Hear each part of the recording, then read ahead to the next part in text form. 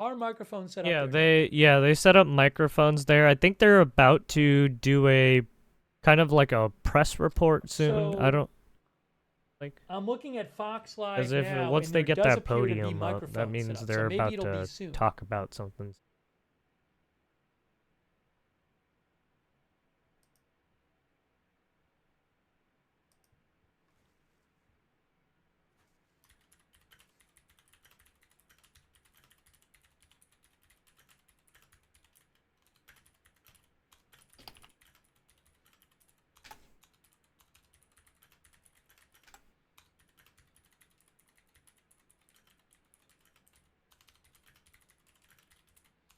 Hang on one moment.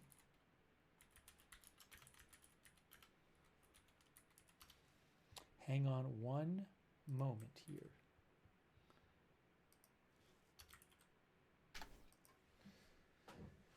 So, again, live now from Fox is showing a bunch of microphones. I haven't heard an announced time. KESQ claims there was a press conference, but there hasn't been one yet.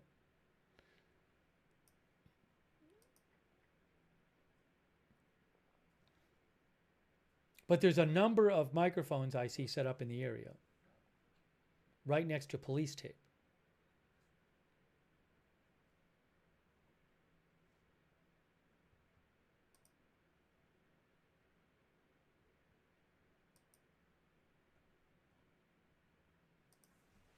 Well, I'm going to wait a few minutes and see if we can get some more information here. But again, Fox Live Now is literally showing. Oh, yeah, they're showing a local. Live Now from Fox looks like they've taken a local feed and they're showing that, but it's clearly a bunch of microphones. We're gonna get some news on the But there could be Diddy microphones stuff. and there could be no press conference for 2 hours. We got some Let me take some other comments video here. game content creation. Fucking. We got some Johnny shithead schmally stuff. ZZYGYY says no details on bomber or bomb event happened almost 5 hours ago. I wouldn't be surprised if the law enforcement knows who the suspect is, but they're not saying at this point yet. Mr. Bigley Incredible thinks it looks like a bomb Okay, in the well, trunk looks of a like they're car not, out back of the place. there's not much news on right. Thingy majig.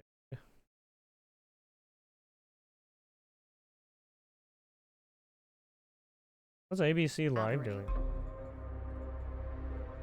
Yet in that intimate group, there was an unexpected figure. Oh, talking about. Deadly Story.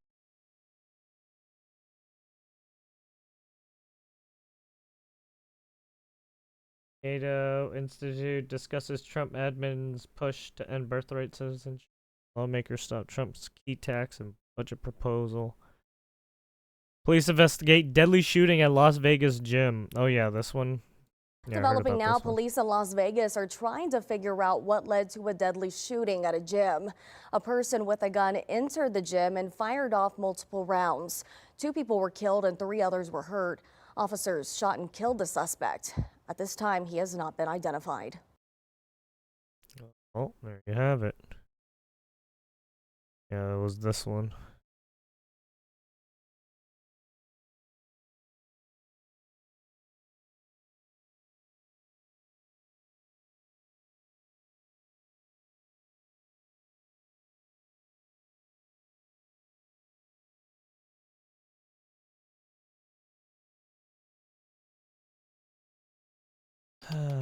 Like I said,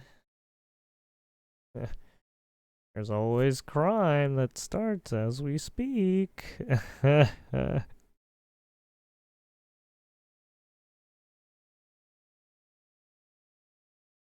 You want answers? I think I'm entitled. You want answers? I want the truth! You can't handle the truth!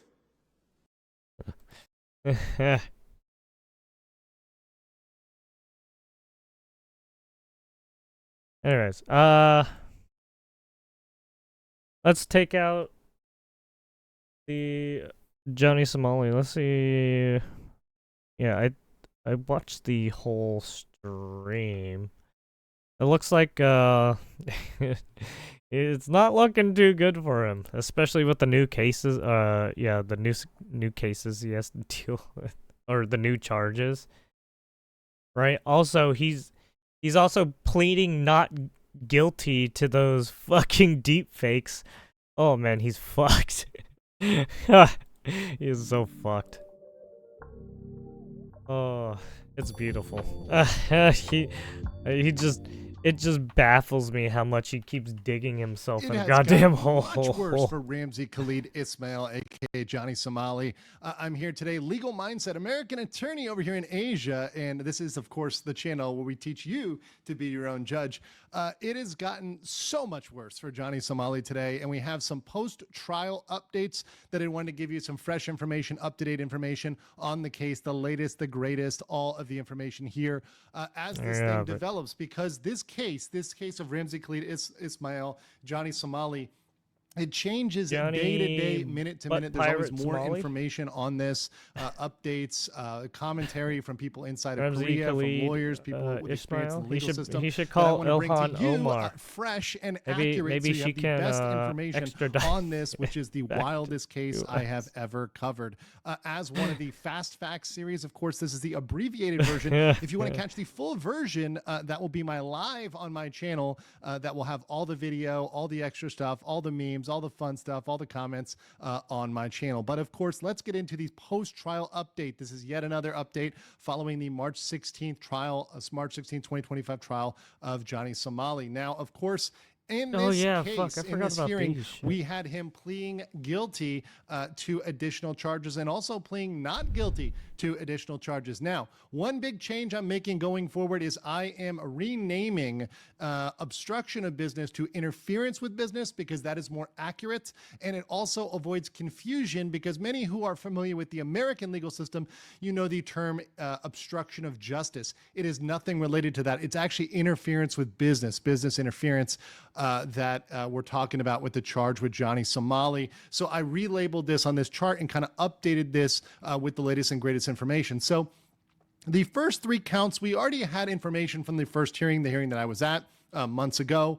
That is the interference with business for throwing ramen, for disrupting the 7-Eleven. Now, the funny thing is that Johnny Somali continues to say that is all he is charged with. However, that is absolutely, of course, like everything Ramzi says, a lie. He is charged with now 7 separate criminal counts, including a brand new charge, a charge that even I did not know about until today, which is an absolute bombshell, which may change the entire case and really end Johnny Somali, as well as it may end his ally, Hank Han Jong-yu, as well. We're going to talk about that today and also in the future.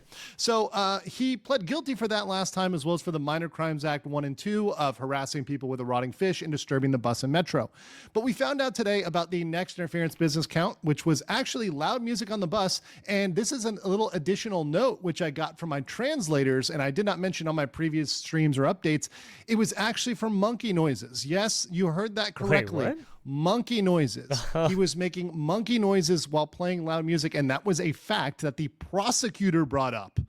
Oh, yes. Interesting. That's very much true. Now, like I've said, making a bus late in Korea is very much per se automatic interference, because you're messing up the entire system by delaying the bus driver, by keeping him from doing his job. It messes up every single bus and makes everybody late, makes everybody tardy. And Korea is very much a society that is punctual and on time. He did plead guilty to that, decisively guilty. When you hold up transportation like that, oh, you're gonna get fucked.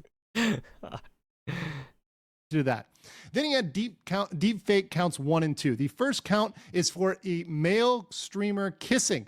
There's at least 2 people, possibly more, that are involved in that. One of which I am pretty certain is Dalgoon, who is the UDT Special Forces, aka the Korean Navy SEAL, who punched him. He is very likely one of those people. There are others as well that are involved in that. He did plead not guilty to that. Also, there's the count for Bong Bong, the female streamer. He also pled not guilty to that. And then there's an interference count 3. Now, this is the new one. This is the bombshell, the one we've all been waiting for, Lotte World. And this one may end him because remember, Lotte World has a massive amount of resources and they have a huge interest in pursuing any criminal complaint they go forward with. And they have decided to go forward with this one. Now, to talk about this one, we got to go to the next page, a legal mishap. So this is a new one. It was actually procedurally, it was included along with deepfake count number 2. So when those were brought over from the Eastern District, they packaged them together. So in the record, it was not clear there was an obstruction charge. So going into today, we thought there were 6 charges. There's actually 7. Now, this adds 5 years to the potential maximum. So you can now safely report that he faces up to 36 years behind bars, 36 years of prison time, which is a pretty large amount. Now, typically Korean courts don't. He's in his 20s, I think. The motherfucker would be in his like 60s, 50s. Oh man, this guy's the maximum, but once again, it's moving us further and further up the line for potential time for Ramsey. Also, now, he's saying he's not guilty on certain accounts. He said, if he loses and gets guilty on all accounts, not correct. It's going to be so much worse. Record that we have so far in the media, and by guilty. record, I mean the record from the translators on the Somali conviction team. That's my team that was in the courtroom and reporting on this. I've now reviewed at the end of the day. It took me several hours to review everybody's notes. Everybody had him really as guilty. Now, his lawyer does have an accent. It was kind of hard to understand him, and the way he phrased it was weird. But the media and everybody is reporting it as guilty, that he pled guilty. So we're going to see at that next trial if he tries to back off of that and say Ramsey claims he pled not guilty, but record and media show he pleaded guilty. Oh, okay. So he was lying. As usual. We'll see about that one. But the thing about this charge is there is really no defense for it. Why is there no defense? Well, there's no defense because a ride was shut down. We have the video. I've shown it on this channel of a ride being shut down. If a ride is shut down, because then he would have to get evidence on how he... It's clear cut. It's open and closed. We have it on video. There's no debating that. There's no opting that. Because of his actions... But for his actions, that's causality in the legal term, that ride would not be shut down. So there's pretty much no defense. So even if he does plead not guilty, it'll kind of just be an annoyance, really, because, he's clearly guilty of this. There's really no way around it. Now, there is something about the legal strategy, and this kind of segues in because, perhaps it was a misspeak on part of the lawyer, perhaps it was some confusion, and there is a new private attorney that took over Ramsey's case a week ago. There's no more public defender. Now, there's nothing to indicate any sort of inexperience on the part of this lawyer. In fact, he's kind of handled this in a normal way. He filed a defense motion 2 days ago. Now, at that point, he had not seen the full trial record. Now, that's not to say that's abnormal. I had some time speaking today with somebody who has experience in the Korean system, a lawyer who has experience in the Korean system, and they let me know it's very normal, in fact, to file just a defense motion right away when you come on a case. And that motion might say, hey, we just got on this case and I really don't know what's going on. And that's actually pretty normal in terms of a motion. They can always file supplementary motions, additional motions in the future. And I think we're very likely to see future defense filings before the next trial in August. So nothing really super abnormal about that. And once again, this is all based on speculation, based on really hearsay that I'm hearing from people in the courtroom about this defense motion. We don't know what's in it yet. Of course, I'm just a simple country lawyer, a simple Florida lawyer, observing a foreign system from Thailand, right? So I'm observing Korea from Thailand. I'm not a Korean lawyer. I'm not in the Korean system, but it just seems very interesting about that motion. So we're going to see where that's going, and we're going to see if there's any additional filings. Nothing horribly abnormal, but it's just very interesting to see if perhaps in a future filing, they do try to go back and they do try to change that Lotte World charge and do try to fight that. I don't think there's a good defense for that. I think it's an open and shut case, but we're going to see about that. We also had some impressions of the judge. This is new information that I got from the Somali conviction team, and they let me know what they thought about the judge. And apparently, based on observations by them, of course, that's Dr. Ulrich and others. You guys have seen Dr. Ulrich on my interviews, and several others in the Somali conviction team. So this is, of course, their speculation based on their observations. So, you can look at somebody and think one thing, it could be others. So I'm just relaying what they are speculating. But according to them, who were in the courtroom today, the judge seemed in disbelief over the not guilty plea. So he did not seem happy over that. He seemed like he was expecting Johnny just to plead guilty. So seemed a little bit annoyed by that. And it seems like the case before was a very sympathetic case with a disabled defendant, and the judge had a lot of sympathy in that case. So maybe juxtaposed, balanced against Johnny's claims where, Johnny is clearly on video and there's clear evidence he did most things.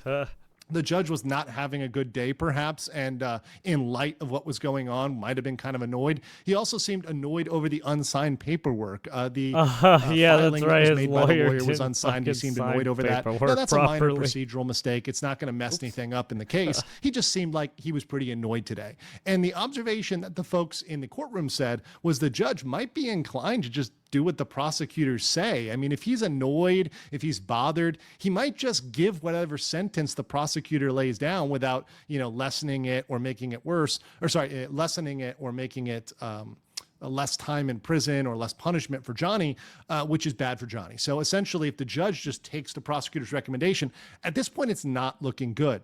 Now, what happened with the media? This is very interesting. So on today, this is a direct quote from the Korean media that was there today. Somali entered the courtroom wearing a MAGA hat and made a tongue-in-cheek pose with his tongue sticking out.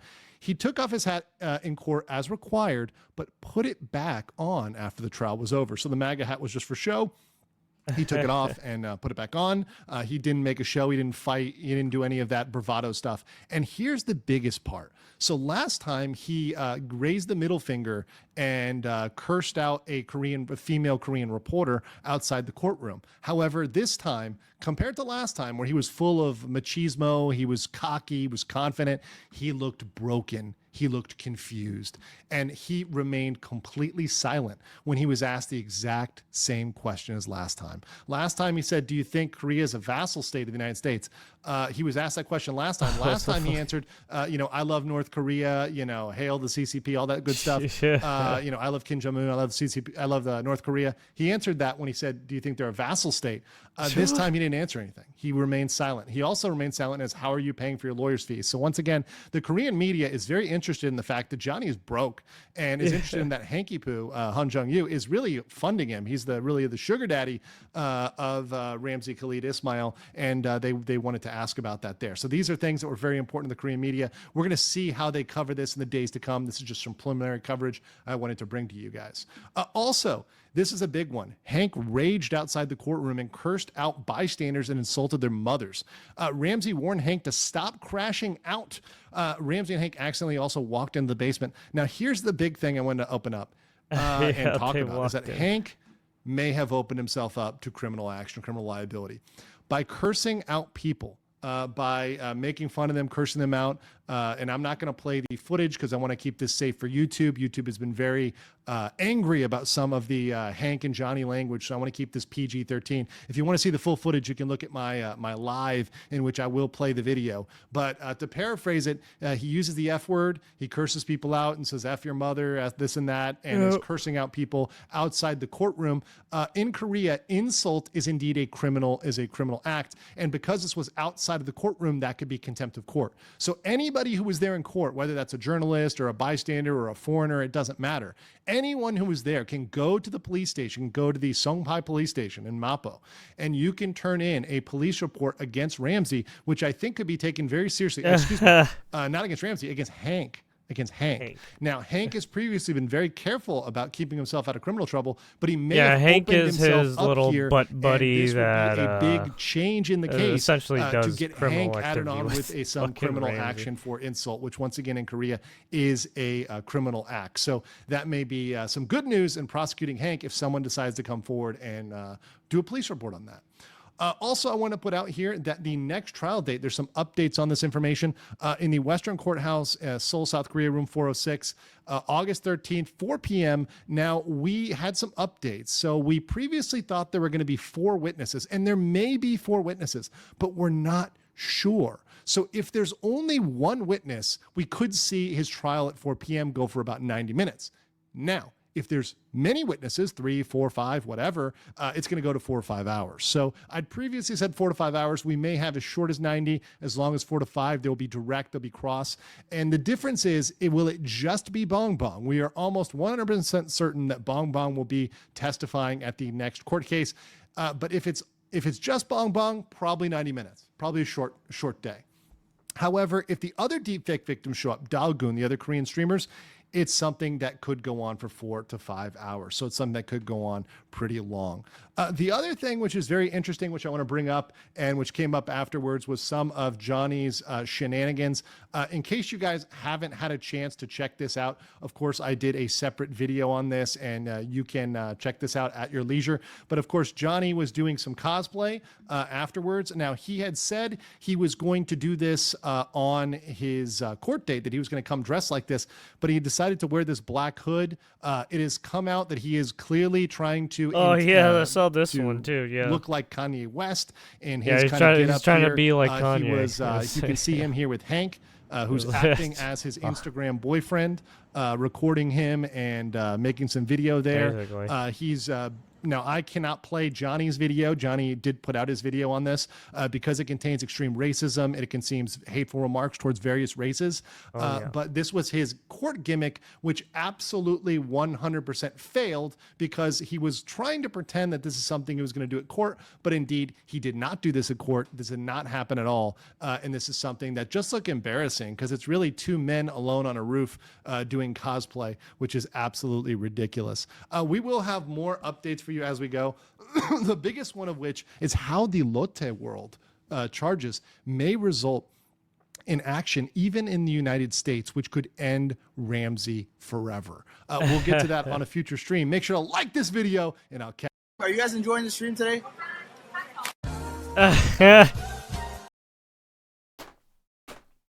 This one's the best one. It gets fucking clapped. You literally hear the impact. Slap. So, we'll get to that Today? Get fucked. Oh, there it is. The best clip of him getting fucking socked. It's so good. You can't find me. Clap. Well,